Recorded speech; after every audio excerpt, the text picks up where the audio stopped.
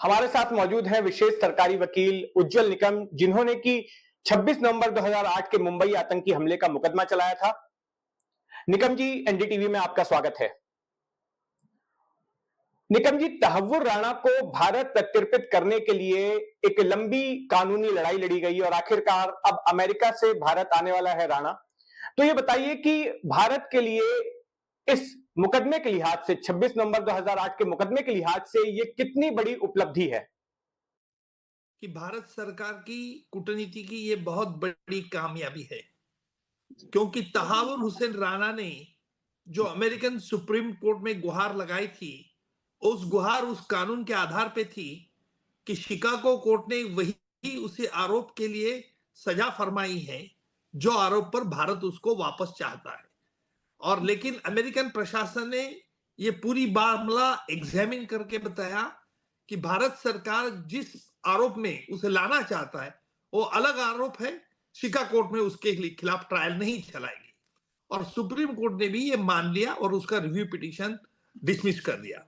अब तहावुर राणा का वापस आना, उसे एक्स्ट्राडिट होना भारत के लिए एक महत्वपूर्ण इसलिए है क्योंकि उसका साथी डेविड हेडली, जिसकी गवाही मैंने बंबई के कोर्ट में ली थी, और उस गवाही में उसने कोई सनसनी खुलासे किए थे, जिस आधार पर इतना ही नहीं तो उस पे इसका जो सबूत दिए थे कि ईमेल करेस्पॉन्डेंस दिए थे, जिसका सारा ये स्पष्ट रूप से स्पष्ट होता था कि डेविड हेडली और लश्कर तोयबा एंड आईएसआई के किस प्रकार सांठगांठ जुड़ी थी। और पूरे एक सबूत हमने पाकिस्तान को सौंप दिए थे। पाकिस्तान ने अब तक उसका कोई जवाब नहीं दिया। और यही डेविड हेडली तहावुर राणा का नजदीक का आदमी करके माना जाता था और वो काम करता था, जिसका इमिग्रेशन ऑफिस उसने बंबई में खोला था। अब मुझे लगता है कि तहावुर राणा का एक्स्ट्राडिट होने के बाद और जो साजिश थी डीप रिटेड क्रिमिनल कॉन्स्पिरेसी, उसके बारे में बहुत जानकारी भारत को प्राप्त हो सकती है, जिसके आधार पर भारत सरकार ये कह सकता है कि 26/11 के हमला में और पाकिस्तान के सिक्योरिटी के apparatus के कौन कौन से लोग ने हिस्सा लिया था। निकम साहब, तहव्वुर राणा इमिग्रेशन के बिजनेस में था और उसने दुनिया के कई देशों में अपनी इमिग्रेशन कंपनी के दफ्तर खोले थे। मुंबई में भी उसने ऐसा ही एक दफ्तर खोल रखा था, वो मुंबई आया भी था और यहां उसके मुंबई के दफ्तर से डेविड हेडली काम करता था और उस दफ्तर के जरिए वो अपने संपर्क बनाता था। तो आपसे यह समझना है कि क्या इमिग्रेशन का बिजनेस तहव्वुर राणा के लिए अपनी आतंकी साजिशों को अंजाम देने के लिए एक फ्रंट था और मुंबई हमले में उसने इस इमिग्रेशन बिजनेस का किस तरह से इस्तेमाल किया? जब डेविड हेडली ने बंबई आना चाहता था, तब उसे तहावुर राणा से उसकी मीटिंग हुई थी और शिकागो तहावुर राणा ने उसे परमिशन दी कि भाई आप ऑफिस खोल दिया और इमिग्रेशन सेंटर से, और पूरी जानकारी तहावुर राणा को देता था। अब डेविड हेडली ने ईमेल करेस्पॉन्डेंट जो भेजा था, उससे बात तो स्पष्ट हो चुकी है कि उसके और लश्कर तोयबा का आईएसआई की किस प्रकार साठगांठ जुड़ी है। तहावुर राणा भी पाकिस्तान के आर्मी में पहले डॉक्टर करके काम करता था। तहावुर राणा हो या डेविड हेडली हो, दोनों बेसिकली पाकिस्तान ओरिजिन है। दोनों ने अपने नाम बाद में बदल दिए और ये कैनेडियन सिटीजनशिप प्राप्त करने के बाद अमेरिका में वो सेटल हो गए। मुझे लगता है कि तहावुर राणा एक ऐसी कड़ी है, ऐसा शख्स है कि जिसने डॉक्टर का एक मुलामा लिया है और जिसे कई ऐसे संगीन राज मालूम होंगे, जिस संगीन राज जो खुलने के बाद और कई लोगों की पुंगी खुल सकती है, जहां तक पाकिस्तान से। देखिए, पाकिस्तान में अभी भी 26/11 के जिन्होंने साजिश रची, उनके खिलाफ जो ट्रायल चल रहा है, एक ड्रामा चल रहा है, कहां तक वो ट्रायल है, उसकी प्रोग्रेस क्या है, किसी को पता नहीं। 26/11 को हमलावर को तो हमने सजा करवाई, पूरी दुनिया के सामने करवाई। इतना ही नहीं तो न्यायदान प्रक्रिया भी बहुत ट्रांसपेरेंट हुई। क्या पाकिस्तान में ऐसा नहीं हुआ?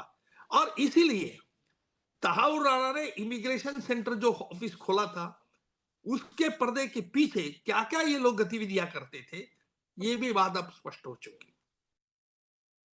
निकम जी, आमतौर पर पुलिस किसी मामले में अगर एक से ज्यादा आरोपियों को गिरफ्तार करती है तो अक्सर उन सभी आरोपियों को एक साथ बिठाकर पूछताछ करती है, उनका आमना सामना कराती है। इस मामले में जो डेविड हेडली है, जिसकी निशानदेही पर तहव्वुर राणा का नाम सामने आया, वो तो अमेरिका की जेल में है, उसने प्री बार्गेनिंग कर ली है, अब वो भारत नहीं आने वाला है। तो ऐसे में अब तहव्वुर राणा तो भारत आ जाएगा, लेकिन उसको बिठाकर जो है डेविड हेडली के साथ पूछताछ नहीं की जा सकती। क्या इससे मामले की जांच पर असर पड़ेगा? देखिए, जरूरी नहीं कि हर वक्त कोई आरोपी ने एक बात कही तो सामने के आरोपी से पूछी जाए और कंफर्म की जाए।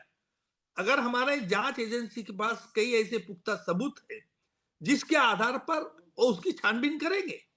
आज हमने ये मानना गलत है कि क्या तहाउर राणा से क्या छानबीन कर सकते हैं, तहाउर राणा की इंफॉर्मेशन। देखिए, हमारी हमारी एजेंसीज भी कुछ कम नहीं है। हमारी एजेंसी के पास भी बहुत ऐसे सबूत होंगे जिसके आधार पर वो तहाउर राणा को इंटरोगेट करेंगे। मुंबई हमले के मामले में अजमल आमिर कसाब, जो कि गनमैन था 26 नवंबर 2008 की रात जिसे जिंदा पकड़ा गया था, उसको फांसी की सजा दी गई। अगर तहव्वुर राणा पर मुकदमा चलने के बाद उसे दोषी ठहराया जाता है, तो आपके मुताबिक उसके लिए क्या सजा हो सकती है? तहाउर राणा की सजा क्या होगी, क्या राज खोलेंगे, ये कहना गलत होगा इस वक्त, क्योंकि तहाउर राणा आने के बाद उसका जांच एजेंसी जांच करेंगी। उसके बाद ही सबूत क्या प्राप्त होते हैं, और it will be prejudge, it will be premature to prejudge anything about the conviction of anyone. Nikam साहब, ये हमला 2008 में हुआ था, 18 साल पहले। अब इतने सालों में हुआ यह है कि इस मामले के जो जांच अधिकारी थे वे रिटायर हो गए, जांच से जुड़े दूसरे अधिकारी रिटायर हो गए, कई सारे गवाह थे जो कुछ मर गए, कुछ मुंबई के बाहर हैं, कुछ का आता पता नहीं है। ऐसे में क्या इस बात का असर, ये जो देरी हुई है तहव्वुर राणा को भारत लाने की, इसका असर क्या मुकदमे पर पड़ेगा? आप ऐसा निगेटिव क्यों सोच रहे हैं? जांच एजेंसी कई अभियुक्त को मांगती है, तब उनके पास भी कुछ डॉक्यूमेंट्री एविडेंस रहते हैं, जो डॉक्यूमेंट्री एविडेंस के आधार पर वो डिकोड करेंगे। आप ये बात समझ लीजिए कि अभी क्या उनके पास सबूत है, ये स्पष्ट रूप से कैमरा के सामने कहना गलत है। और मुझे लगता है कि हमने जांच एजेंसी को कुछ मोहलत देना चाहिए, ताकि जांच एजेंसी अपना इन्वेस्टिगेशन फेयरली एंड ट्रांसपेरेंटली कर सकती है।